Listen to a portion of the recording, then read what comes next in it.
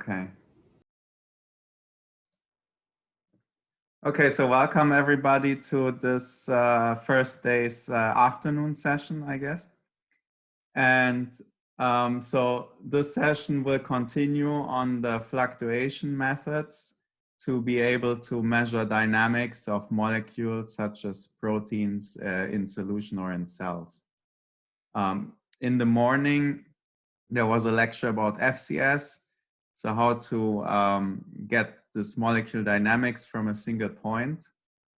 And in the following lecture, I will show you how to do this with the laser scanning microscope. And we call this approach the raster image correlation spectroscopy, or RICS. So what are the benefits of RICS? Well, you can do it with a commercial laser scanning microscope. Can be single or two photon system. You can do it with either photon counting detection or analog detection. Analog detection, you have to be a little bit careful. If you have the chance to join the practical session on Friday, we'll show you a little bit in more detail what's going on there using real data. Then, if you're interested in doing measurements in cells, RICS is particularly advantageous because it provides an intrinsic method to separate out the immobile fraction. You can also distinguish diffusion from binding. I mean, yeah, it's not only the movement of molecule, there could also be binding and unbinding happening in your system you want to study. So how does it work? Well, the idea is that whenever you acquire an image in a laser scanning microscope, you do this by focusing light into a point and then detecting light from that single point with a high numerical aperture objective. That point is about 200-300 nanometers in diameter. And so to get an image, you take that point and you scan it across the region of interest you want to image. And during this time, collect the signal and bin it into pixel. And this is how the image is reconstructed on the machine. So let's say we start here at the origin, so the upper left corner, and then the laser beam, which again is focused into a point, will scan one line. After finishing that line, it will usually, you will reset, will jump back. But then instead of going back to the origin, going one pixel down, scanning the next line, going back one pixel down, scanning the next line, and so on. And then after the image is complete, you jump back from the origin and you're ready to take the next image. If you've ever taken laser scan images, you can typically see this process while it's acquiring. Scanning one line is too fast for you to see, but you can usually see how the image is built up line by line. Yeah, so how it's continuously going through. Okay, so this means our image already contains a time structure because each of those pixels were acquired sequentially after each other at different times, and we know which time because the pixel dwell time is one of the parameters we set in our instrument. From the pixel time, we get the line time, which is the time it takes to scan a line plus the retracing time going back to the origin. And then, of course, we have the time for one frame. So here on the right-hand side, you see an example of a cell expressing a fluorescent protein. And this is a raster scanned image. And now we know that some of the information, some of the fluorescent signal that is more on the top left of the image was acquired earlier than some of the information on the bottom right. So how can we exploit this time structure of the image to get some underlying information about the movement of the molecules? So consider we have a molecule at any point in solution or in space. We consider this the origin for now. And we put our laser spot where that molecule is. And now let's start the clock, which means the molecule, because it can diffuse, it will start moving, and the laser beam, because we're scanning, will also start to move. So our laser is now at point 1, scanning this pixel, getting fluorescence from the point 2, getting a signal from the molecule, but then we are scanning point 3, point 4, and because the molecule is moving slow, we will not get signal in pixel 3 and 4 from that particular molecule. So if we calculate the correlation, meaning how similar is the signal compared between pixel, then, well, between pixel 1 and 2, it's very similar because we are detecting signal from the same molecule. Whereas in this case, pixel 3 and 4, that molecule is no longer in that spot, so the signal is not very similar, so we will have low correlation amplitude. So this is what you can see on the right-hand side. So this is the correlation, spatial correlation from one pixel to the next pixel. And then we have this decay curve, and this is our slower diffusion. So we have high correlation for short pixel distances, and then very low correlation for long pixel distances because the molecule was not able to move very far. How does this look like if we have fast diffusion? So let's start again, have the molecule here at the origin on the left. We put our laser there, we start scanning. Now the molecule is moving much faster, which means that we have a chance to get signal from that molecule also in pixel 3, 4, 5, 6, 7, and so on.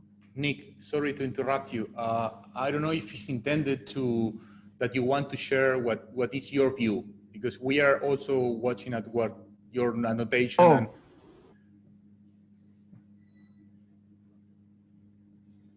maybe you can stop sharing and then do it again, but yeah. Sorry, I have to swap. Okay, much better now. Okay, good. Sorry about that. No worries. Go ahead. Okay. Okay. So in the case of the fast diffusion, we have a chance to be able to get signal from the same molecule also at longer pixel distances. And this is depicted here with the red curve. The spatial correlation for longer pixel distances in the case of faster diffusion is non-zero. You see this extension of the tail. And also in the beginning, it's reduced because the molecule, I mean, I was showing you here the particular case where the molecule will follow the motion of the laser beam. But of course, this is just a stochastic process. So the molecule can also move in a completely different direction, far away immediately from the laser. So this is why we have this decrease in the beginning. So decrease in the beginning and an increase towards longer distances. So what is the operation that we have to do on our images to get this kind of information? I already told you we have to calculate the correlation between pixel and for different pixel distances. So distance from pixel 1 to 2, pixel 2 to 3, pixel 3 to 4, and so on. Because any of those pixels could be an origin for a molecule starting some movement. So lots of combinations we have to take into account. So for example, we start with pixel shift equal to 1, correlate pixel 1 with pixel 2, 2 with pixel 3, and so on for that line. Then we have to go to the next line, do the same thing, 1 to 2, 2 to 3, and so on for the whole image, or at least for the whole region of interest that we want to analyze. Then we have to repeat the process for pixel distance 2. for pixel delay 2, then for pixel delay 3, and so on. Do everything again for the whole image. And then, of course, we also have can calculate the correlation between lines, not only between pixel, but also between line number 1 and 2, line number 2 and 3, and so on. And then we have all the combinations between pixels and lines. So quite a lot of calculations, you would think. How do we do this? Well, we take the image. So this is our laser scanned image, which is just a matrix of different pixels. In this case, it's 256 by 256, but can be other sizes as well. So then we duplicate this image, but then we shift the image according to the pixel shift or line shift or combination of the two that we want to calculate. And then we just do the multiplication operation, and then we have to also normalize by the average intensity of the image. Yeah, so we shift this duplicated image in X and Y directions, and then repeat this for all possible pixel and line shift combinations. Then another thing we typically do in those RICS experiments is that we don't only acquire one image. Usually we acquire more than one image. For example, this can be 100 images. And there are two reasons for that. Mainly, one is to, of course, get a better signal to noise. We have 100 instead of just one image. We will have much improved statistics. But also that we can use this image sequence, as you'll see later in this presentation, to do some corrections, to remove the immobile fraction, to remove slowly moving components. So in any case, we take each of those frames, calculate the spatial correlation, and then we average all of them to one final 2D correlation image, which looks typically something like this. It's kind of peak in the center, typically. Okay, so how do we now analyze the data? How do we extract the information from this correlation curve? Well, in the raster scanned image, as you've seen, the points are measured at different positions and also at different times as the laser beam is moving along. We consider the pixel sequence is continuous. We just scan along with the laser. The time sequence you see is at some point we will jump back to the next line. So we have to take into account how this image is exactly made up, depending on the scanning motion. So in the RICS approach, we calculate the 2D spatial correlation function. And this is shown here. Here you see the RICS, the formula. And if you remember the FCS lecture, it looks actually very similar. So we have the intensity, fluorescence intensity, and in the FCS you had it as a function of time, and then you multiplied it with the intensity as a function of time, but t plus tau, so at a time delay. So now, instead of this time delay, we have a pixel delay, which intrinsically contains a time delay. But so we have a pixel as a function of x, y in our image, and then we multiply it with pixel x, y, but with a pixel shift and with our line shift. And then we normalize the whole thing with the average intensity squared, and then you can subtract 1. So these pixel and line shifts are those spatial increments in x and y directions from a laser scanned image. You might think, oh, these are a lot of calculations, so maybe this will take a long time. But actually, you can use fast Fourier transform methods to calculate this very efficiently. Again, in the practical session, you will see it will only take a second or so to do the calculation for the entire image. So in this RICS analysis, we must account for the relationship between time, position of the laser scanning beam. So let's take a closer look at what parameters this correlation function contains. Well, we can split it up in two terms we call S, which corresponds to the scanning motion of the laser. And this is independent of the molecule dynamics that's going on. The laser scanning is not supposed to influence the molecule dynamics, and the dynamics is not supposed to influence the scanning motion. And then we have the remaining term, the G, which now similar to the FCS contains the information about our moving molecules, which could, for example, be diffusion. In the case of diffusion, we can describe the probability function to find a molecule at a certain distance at a certain time. Here's this, it's an exponential decay. So we have here t to the power of 3/2. D is the diffusion coefficient. And then we have the exponential term here minus r squared for dt.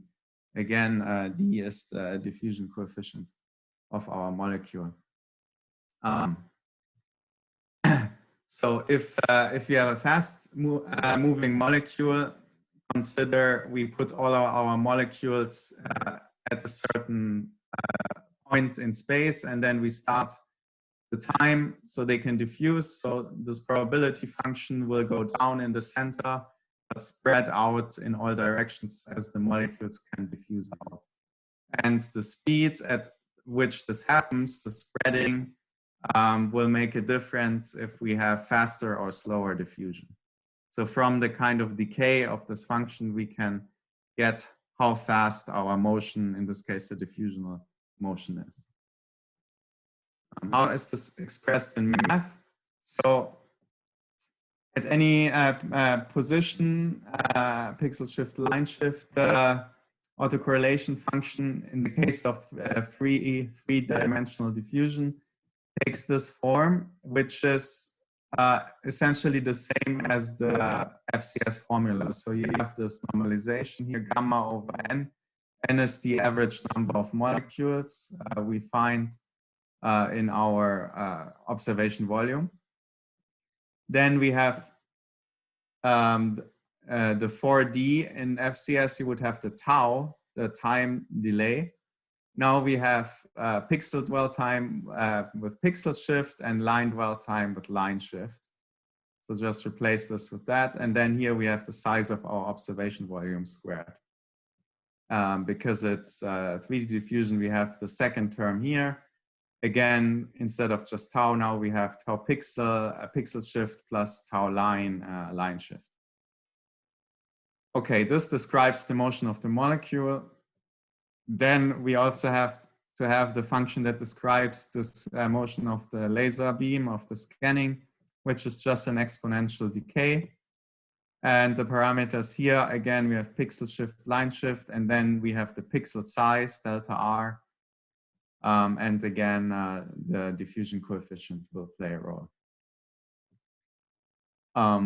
So if you would consider a situation where the diffusion coefficient is 0, so no motion at all, just particles sitting there, this spatial autocorrelation function will give you the correlation of the point spread function. Consider if you, in these equations, if you set d to 0 everywhere, we just end up with this pre-exponential factor gamma over n. And then this will also, this term will go to 0. So then we just have the representative of the point spread function of our instrument. As the diffusion increases, so becoming larger than 0, this correlation G term will become narrower and the width of the S term also increases. This is demonstrated here using a simulation. So we simulated molecules, fluorescent molecules moving at different rates, diffusion rates. On the top, we have very slow motion, so 0.1 micron square per second. This is the laser scanned image of the simulated data. Then if we calculate the 2D spatial correlation, you will see we get this peak, and it's just round. It more or less just represents the point spread function of the individual particles, because they are moving so slowly, we barely see any deformation of the function. In the middle row, we have a simulation of 5 micron squares per second, which could be something like 14 nanometer beads diffusing in water. So now you can see, as we scan while the particles are moving, we get these kind of distortions in those lines from the motion. So if we analyze this, you will see that the correlation function now is deformed. So it's compressed between lines, and it's elongated along one line, which makes sense because as the particle is moving, we have a higher chance to find it again in the same line, but then at later pixels in the same line. But as we jump to the next line, which will take a longer time, there's a chance that the particle has moved away. Here's the pseudo 3D representation. Then on the bottom, we have the fast diffusion. Could be, for example, a green fluorescent protein in water solution, about 90 micron square per second. And now these distortions from the motion in the laser scanned image become very pronounced. And if you look closely, you can see that often you only have a streak in one line and then not again in the next line, because by the time you go to the next line, the molecule has moved away completely.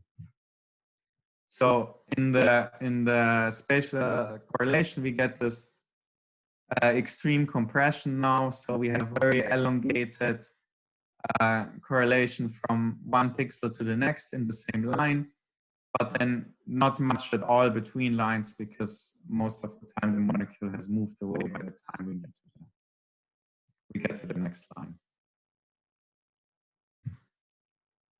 Okay, let's look at sections, horizontal and vertical sections of this 2D correlation functions with a simulation of different diffusion coefficients. So on the left, we have the pixel-to-pixel correlation. We simulated different diffusion coefficients, 100, 10, 1, and 0.1 micron square per second. Now, if you, in the black line, the fastest, the 100, you see we have this reduction of the correlation in the beginning, and then this increase extension towards longer pixel shifts. Then this is reduced as you go to slower diffusions. And in the case of 1 and 0.1, there's not much change anymore because it's already relatively slow. So basically, the pixel-to-pixel correlation is very sensitive for fast diffusing molecules, but not very sensitive for slow-moving molecules. Let's look at the line-to-line diffusion case. Here it's the opposite. At very fast rates, it's very unlikely we will be able to capture the molecule in the next line. So we start basically with almost 0 here. For the fast diffusion, 110 micron square per second, so not much sensitivity here. But then in the line-to-line, we have high sensitivity for the slower moving molecules because it takes them longer to go to the next line. How should you set up your laser scanning microscope? In general, the faster the molecules of interest are moving, the faster you need to scan to be able to follow their motion. Here are just some very general numbers. Of course, it will also depend on the instrument you're using, and you probably have to tweak it a little bit. In the beginning, in your experiment, I mean, you want to find out the diffusion coefficient, so you probably don't know exactly, so you maybe have to do a couple of tries with different scan speeds to see which fits your experiment the best. In terms of pixel size, so what is the zoom that we want to select on the laser scanning microscope? In general, should be smaller than the point spread function. And the reason is we need to be able to capture this decay to be able to apply our fitting. I'll show you on the next slide what happens if you don't do that. Molecular concentrations, we have the same limitations as conventional FCS methods, meaning that in general, those methods work better if you have lower concentrations. The argument is that if you have 10 molecules on average in your observation volume, one moves in, one moves out, you have 10% fluctuation of your signal. If you have 100 molecules, one moves in, one moves out, you have only 1% modulation of your signal. So this is kind of the hand-waving argument. It turns out that it's actually, theoretically, if you increase the number of molecules, because the signal increases as well, you would expect the same signal to noise, so nothing should change. However, in the real world, you have other fluctuations. For example, from your laser, the power can fluctuate a little bit. You can have fluctuations from the electronics in your detector.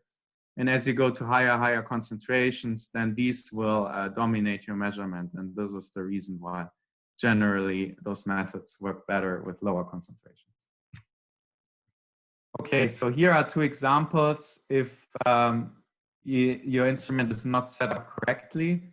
In the top, we have a case where we have fast diffusion, like a dye molecule in solution, but we have very slow scanning. You see, we have this very long tail. We are not able to catch the molecule as it very quickly moves along. So we have this, we're missing some part here of the correlation. In the bottom part, we have the case where we selected our pixel size too large. In this case, it was set to the size of the point spread function, 0.3 microns. And then you see we just have the strong correlation from the center, but then because now the distance is very large, we basically jump and we are not able to capture the information here. So our fitting will not work. This is why you should select a pixel size that is a couple of times, 3 to 5 times smaller than the point spread function. Okay, let's go to some real data. Here is green fluorescent protein solution. This is a raster scanned image, one image. Here's the spatial autocorrelation function. And just as in the simulations, you can see that we have strong pixel-to-pixel correlation, but almost no line-to-line correlation, indicating that the molecule is moving very fast. Applying the fit, we get this 100 square micron per second, which is the value we would expect for EGFP in aqueous solution. Then another question to investigate is how many frames should I take? What kind of frame sizes should I choose? Yeah, it depends, of course, also a lot on your sample. On the top, we have the G0, so the correlation amplitude, which is relatively robust for 256. And then the different bins are different number of frames, from 500 frames to just looking at 1 frame. So you see it's almost all the same, very robust. Then we go down in the region of interest to 128, 64, 32. Except for maybe 32, this is a pretty robust measurement.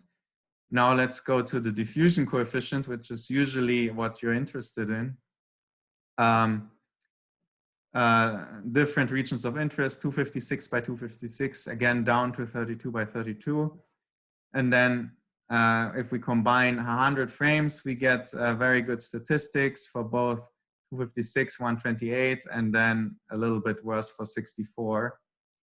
But then not only does our error increase, we also suddenly end up with a slower diffusion coefficient than we should.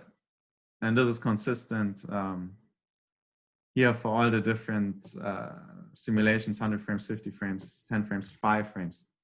And the reason is, as we make the region of interest very small, we are not able to capture the full decay of the function. And as we cut it, we will underestimate our diffusion coefficient.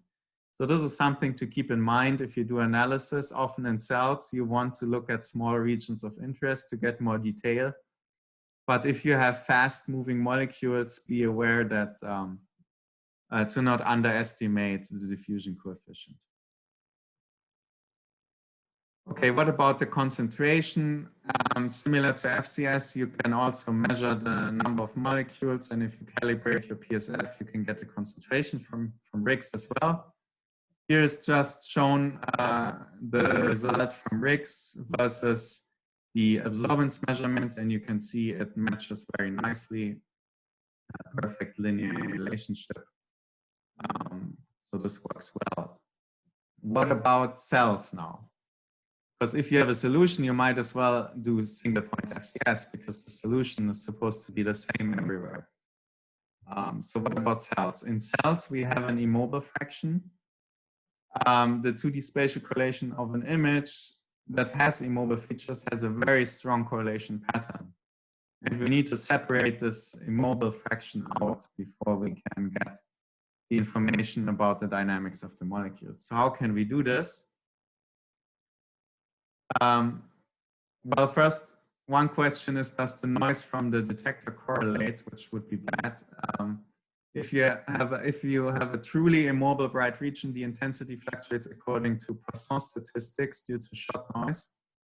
And the time correlation of shot noise is 0, except at the 0 time point or 0 pixel delay, which we will not consider for the analysis. The spatial correlation of intensity at any 2 pixels, so due to shot noise, is 0, even if the 2 points are within the point spread function. And if we subtract the average intensity and disregard the 0 point, the immobile fraction totally disappears from the correlation function. There could be some issue if you're working with an analog detection, depending on the electronics. Those have some kind of filter effect that could lead to a little bit of a correlation between neighboring pixels, which you have to account for. You will also get more information on that in the practical session on Friday. Okay, so how do we subtract this background? Well, we calculate the average intensity of each pixel of the overall stack. Remember, we acquired not only 1 frame, but maybe 100 frames. Then this average intensity in each pixel, we subtract from the individual pixels in the individual frames. However, this could potentially give negative values, so we add back the total intensity, the total average intensity to compensate for that. And then after doing this calculation to the data, we correlate our correlation function and then end up with the spatial correlation that only contains the dynamics of the molecules and not any spatial features of the cell, for example, any shapes of the cell. When you go to the real experiment, you could have a case where some structures of the cell slowly move, or there could be bleaching. And to compensate for that, what we usually do is, instead of calculating the average over all the frames you acquired and subtracting that, we split up our image stack into window. So we have a sliding window where we calculate this average in, let's say, over maybe 10 frames and do our correction for those 10 frames and for the next 10 frames and so on to account for slowly moving features and also for changes in signal that could occur due to photobleaching. Here's an example of images where this operation was applied. So this was frame, just a single frame. Then we have this moving average window, which is the intensity you can see here. So that contains all the immobile features. We subtract that. add that back in that global average, and then this is the data you get, and this only contains information about the moving molecules. Yeah, here's an example, a cell expressing EGFP paxillin, which forms these focal adhesions. As they are assembled, they become static. So they give a strong spatial correlation, but after doing the moving average correction, we see we are left with this correlation function that only contains the information about the paxillin molecules that actually move. And we can do our fitting and get a diffusion coefficient of, in this case, around 7 micrometers square per second. What can you use this for, this raster image correlation method? One example, for example, is cell migration. I already mentioned the paxillin molecule, which is found in the focal adhesions as a part of the focal adhesion complex. And to get there, it first has to cross the cytoplasm. So if you see the cell, you see a lot of it in the cytoplasm, and then you have it accumulated in the focal adhesions. So here are some laser scanned images again of a cell expressing this EGFP paxillin. And we do our RICS analysis. Now, of course, we are interested, is there a difference in the diffusion between the cytoplasm, say, and a region closer to the membrane around the focal adhesions? Well, if we analyze the cytoplasm, we get about 10 microns square per second. But if we go to those adhesion structures, it's very different, very slow, 1 micron square per second, or in some regions even slower than that. Yeah, so what you can do now in the RICS is you can, instead of just analyzing the whole image and averaging everything, you can split it up into smaller regions of interest, and then do the calculation for all the regions of your image, and then you can end up with a map where you have both the average concentration of your molecule and the average diffusion coefficient. So this is very nice result. Again, keep in mind that unfortunately you cannot make these regions as small as you may like because of the limitations that you still need to be able to fit your correlation function. So in general, with diffraction limited microscopy, the resolution of these diffusion maps is limited to a couple of microns typically. However, as you may know, there's also new approaches, super resolution, where you can go below these limits that are generally the resolution of a microscope in XY is 200 nanometer and in Z is 500 nanometer. And one of these approaches for the raster scanning microscope is stimulated emission depletion, where you optically switch a molecule between a dark state and a bright fluorescent state. And in this case, the switching mechanism is stimulated emission. So this is the same process that's happening in a laser. So we get our molecule into excited state. Then if we just wait, it spontaneously emits a fluorescence photon, which you can characterize by the fluorescence lifetime, the time delay. But if you send another laser pulse, which is in the range of the emission peak, you can induce the emission of a fluorescence photon and so force the molecule back to the ground state. And this is our K-off process to switch it off. So how do we do this? We have our excitation spot, a laser, then we have a depletion laser, which forces the molecule immediately back to the ground state.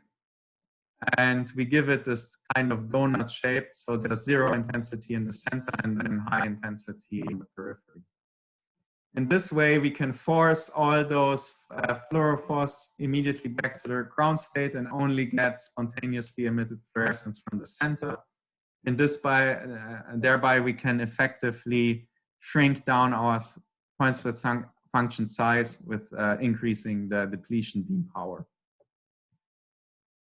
Yeah, this is just a typical setup. This is a regular confocal microscope with our pinhole here. We scan our sample, we get this confocal image. We apply our depletion beam, forcing those molecules in the periphery to the ground state, and you can see you can very much increase the resolution. This is the math, the formula, how the resolution is improved, which depends on the STED intensity and also the efficiency at which you can deplete the molecules. And you can get resolutions for typically a couple of tens of nanometers, maybe 50, 60, 70 nanometers or something. Here's just an image again of a confocal versus a STED image. Okay, so back to our raster image correlation method. Now we have the STED.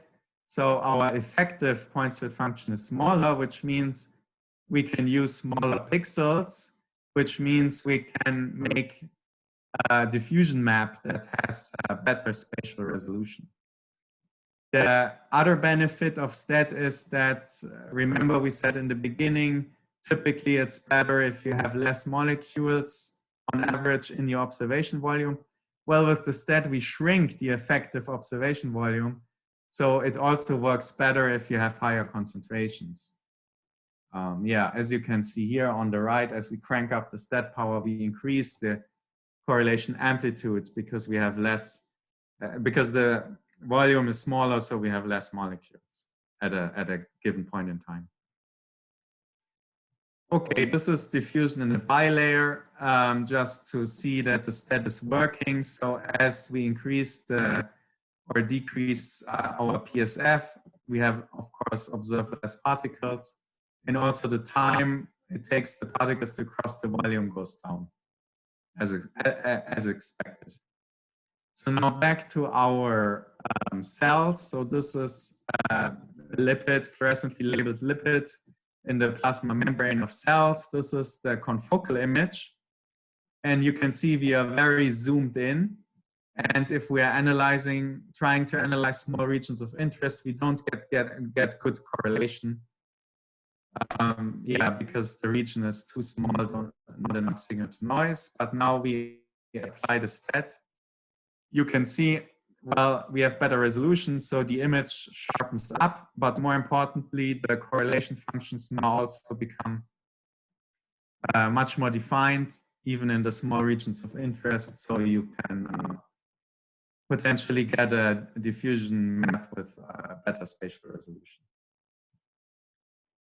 Okay, so to conclude, what is the raster image correlation method? We can learn about the diffusion, but could also be other process, binding, active transport, trapped diffusion in cells. Our time resolution is in the micro to millisecond time scale. We can build diffusion maps with a spatial resolution of a couple of microns, and we can study movement of protein and also protein interactions. With the STED modification, we can increase the spatial resolution of our diffusion map, and we can also potentially go up to higher concentrations. What I didn't discuss today is the image correlation methods. These are generally better for slowly moving processes like membrane interactions. But the last session today is a very novel version of kind of an image correlation method. It's a variant. It's called the 2D pair correlation function methods used to analyze images. So you will also see that we can also do something with faster moving molecules there. In any case,